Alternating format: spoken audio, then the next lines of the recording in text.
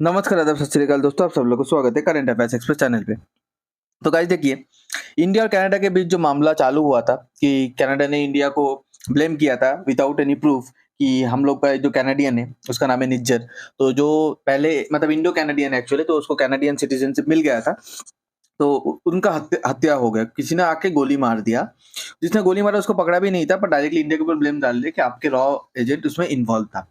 और उसके बाद रॉ का जो एजेंट इंडियन एम्बेसी, जो कनाडा पे जो इंडियन एम्बेसी उसमें था, कनाडा में पता भी था कि रॉ का एजेंट इधर है, पर उनको एक्सपेल कर दिया, बाहर निकाल दिया, ये ब्लेम कर दिया कि आप इन्वॉल्व हो। ये एक बहुत बड़ा आरोप था। तो उसके हिसाब से इंडिया ने भी कनाडा का कुछ डिप्लोमेट को बाहर निकाल दिया था। पर अभी रिसेंटली न्यूज आ रहा है कि जो जो कैनेडियन एम्बेसी है जो कैनेडियन एम्बेसी है इंडिया पे, तो इंडिया ने बोला है कि कैनेडियन एम्बेसी से 41 डिप्लोमेट्स को आप अपने देश पे लेके जाओ, मतलब कनाडा पे लेके जाओ। ये किस लिए हुआ? क्योंकि ये जो सिख सेपरेटिस्ट जो मूवमेंट चल रहा है ना ब्रिटिश कोलंबिया एरिया पे, कनाडा पे जो ब्रिटिश कोलंबिया एरिया है उसमें जो सिख सेपरेटिस्ट मूवमेंट चल रहा है, इसके अगेंस्ट पे, इसके रिएक्शन पे इंडिया ने ये कदम लिया है। और पूरे केस पे इंडिया कनाडा कनाडा का जो भी इशू चल रहा है, जो टसल चल रहा है, उसके अगेंस्ट पे इंडिया ने एक सख्त बड़ा कदम उठाया। और ये एक वर्ल्ड लेवल पे एक शर्मनाक बात होता है कि इतना बड़ा नंबर ऑफ डिप्लोमेट, 41 डिप्लोमेट, कोई देश का इधर तो बोलता है हम लोग से आपका रिश्ता बिगड़ गया, पूरा कॉन्सुलर या पूरा जो हाई कमीशन है वो बंद कर दो, ठीक है, नहीं तो एक दो तीन डिप्लोमेट को निकाल देते। पर हाई कमिश्नर चालू है, आपका एम्बेसी चालू है, और 41 डिप्लोमेट को बाहर निकाल रहा है, ये एक शर्म की बात है। इसके बाद कनाडा ठीक लाइन पे आया। कनाडा ने ये बोला है कि इंडिया ने जो बोला है कि आप 41 डिप्लोमेट्स को आप अपने देश पे लेके जाओ, वो भी 10 अक्टूबर के अंदर, ठीक है, मतलब 6 दिन ही बाकी है, 10 अक्टूबर के अंदर। तो इसके बारे में हम लोग इंडिया से प्राइवेटली बात करेंगे, ठीक है, प्राइवेटली, ठीक है।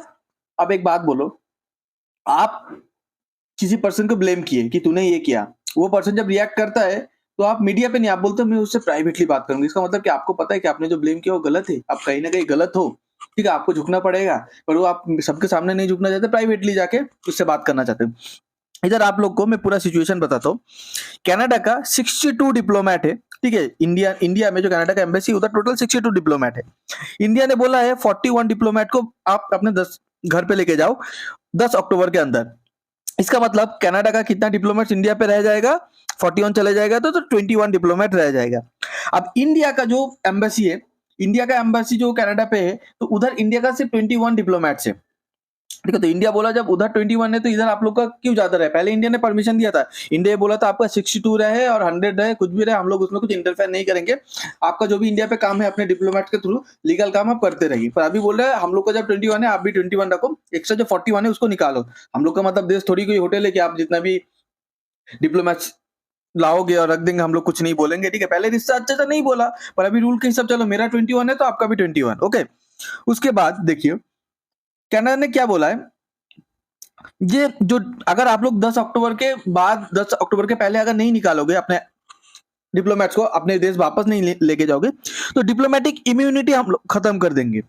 अब देखिए इंटरनेशनल रूल के हिसाब से डिप्लोमेटिक इम्यूनिटी हर एक डिप्लोमेट्स को मिलता है। आप अगर इंडिया का यूपीएससी क्लियर करके आईएफएस बनोगे, इंडियन फॉरेन सर्विस ऑफिसर, आप अगर दूसरे कंट्री पे जाओगे तो आपके ऊपर डिप्लोमेटिक इम्यूनिटी लगेगा। डिप्लोमेटिक इम्यूनिटी मतलब आप उस कंट्री का लॉ आपको कुछ नहीं कर पाएगा, इसको बोलते हैं डिप्लोमेटिक इम्यूनिटी। जैसे कनाडा का कोई बंदा इधर है, उन्होंने अगर कुछ क्राइम करेगा तो इंडिया का कोई उसको अरेस्ट नहीं कर पाएगा, उसके ऊपर, वो भले ही इंडिया पे है पर उसके ऊपर रूल्स रेगुलेशन कनाडा का लागू होता है। जैसे हम लोग के इंडियन डिप्लोमेट अमेरिका पे, पर मान लीजिए सपोज बोल लो अमेरिका में चिल्लाना मना है, गुना है, अरेस्ट हो जाएगा, तो वो चिल्लाएगा तो अमेरिका उसको बोलेगा भाई तुम चिल्ला रहे हो, काम करो, तुम अपने देश चले जाओ, ये बोल पाएगा। पर अमेरिका उसको चिल्लाने के जुर्म पे, मतलब चिल्लाने की वजह से अरेस्ट नहीं कर सकता।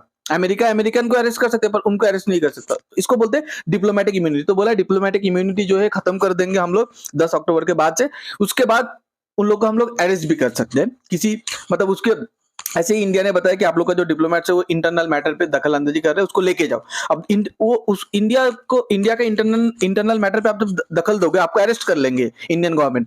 पर इसको अरेस्ट नहीं कर पा रहे कैनेडियन अथॉरिटी को, डिप्लोमेट्स को, क्यों? क्योंकि उसके अंदर डिप्लोमेटिक इम्यूनिटी है। 10 अक्टूबर के बाद इंडिया बोला डिप्लोमेटिक इम्यूनिटी खत्म कर दूंगा, और उसके जुर्म पे कि इंटरनल मैटर्स पे इंटरफेयर कर रहे हैं, उसके जुर्म पे हम लोग अरेस्ट कर लेंगे।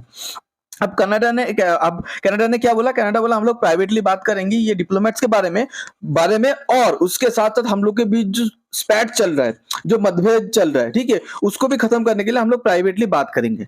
अब जब रिपोर्टर ने पूछा कि आप लोग प्राइवेटली बात क्यों करना चाहते हैं, तो कनाडा ने ये बोला है कि डिप्लोमेटिक जो कन्वर्सेशन है, जो डिप्लोमेटिक बातरा होता है, वो बेस्ट होता है जब वो रिमेन प्राइवेट रहता है। जब वो प्राइवेटली बातरा होता है वो बेस्ट डायलॉग्स होता है, बेस्ट टॉक रहता है, ठीक है। और जब पब्लिकली होता है तो बेस्ट टॉक नहीं रहता, ओके, क्योंकि सब पब्लिक उसमें इंटरफेयर कर रहे हैं। तो ये एक छोटा सा अपडेट था आप लोग को, मतलब कनाडा भी सीधा सीधा लाइन पे आ गया है, ठीक है। ये छोटा सा अपडेट था, आप लोग को अगर अच्छा लगता है तो प्लीज शेयर कीजिए, लाइक कीजिए, सब्सक्राइब कीजिए। और आप लोग को इसके बारे में अगर कुछ बोलना है तो कमेंट पे बता सकते हैं। आप सबको बहुत बहुत धन्यवाद अपना कीमती टाइम देने के लिए। Thank you.